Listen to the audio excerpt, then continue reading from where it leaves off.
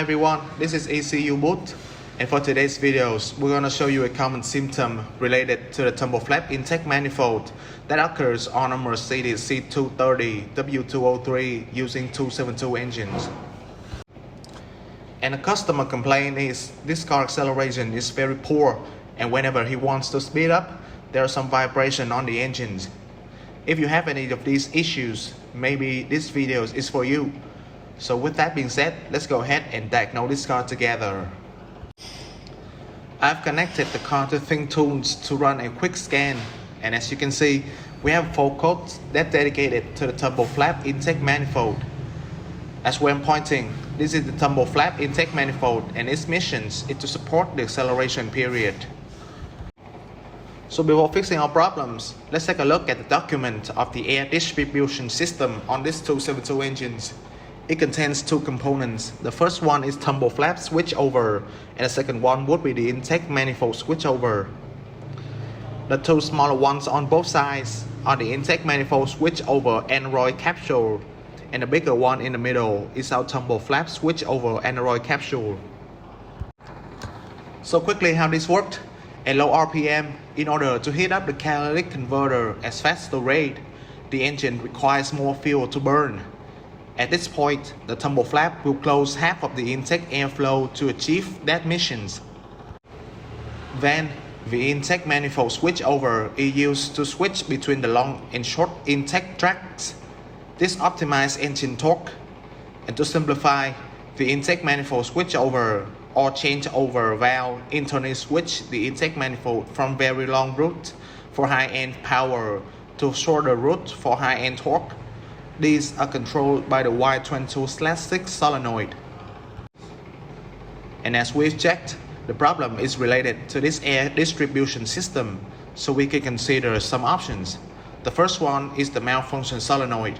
It can no longer actuate the valve. Secondly is our valve is not properly sealed. And thirdly would be our convertible patch mechanism, which is made from plastic, so it will be rotten after a long time. And last but not least is the signal that coming from our N3/10. So let's go ahead and check these privileges sequentially.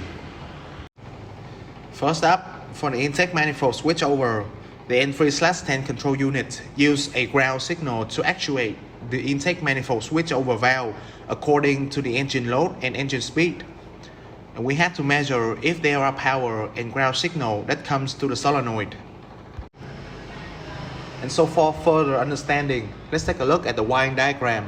The Z7/36 is a power for switchover valve on both sides of the engines. I've turned on the ignitions to measure, and therefore there is 12 volt power coming to these valves. These 2 wires are ground signal from the ECM. I've also checked this wire and there is no short circuit on them. So now I can assume that our ECM is sending signal and the wires are in good shape. So let's go ahead to check the solenoid to see if there are any malfunctions. We can either measure the resistance of it or provide a 12 volt power to see if it's working. So these are our solenoids.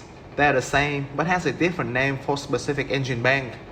When you supply power, these 2 ports will connect with each other. I've removed them to measure the resistance, so let's go ahead and do it. And remember to turn the multimeter to resistance scale.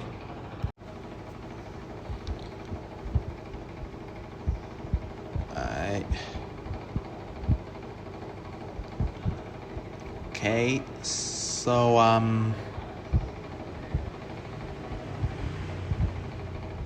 so we have slightly over 30 ohms. Let's check the other one.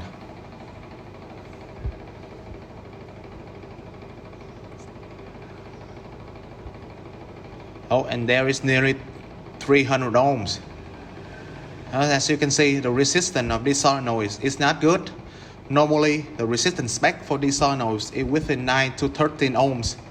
With that being said, let's go ahead and replace them. Then we have to see whether the valve is closed.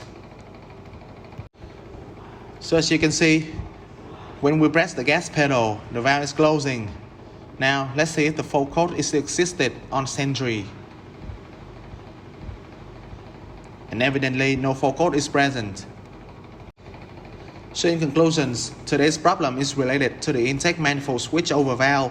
The malfunctioned solenoid is not activated the valve, resulting in the poor acceleration on normal CD C230 W203 using the 272 engines. This problem is quite common and very easy to check and fix. If you have any difficulties, feel free to contact us. We'll help you as soon as possible. So we really hope you enjoyed today's videos. Thanks for watching and see you next time.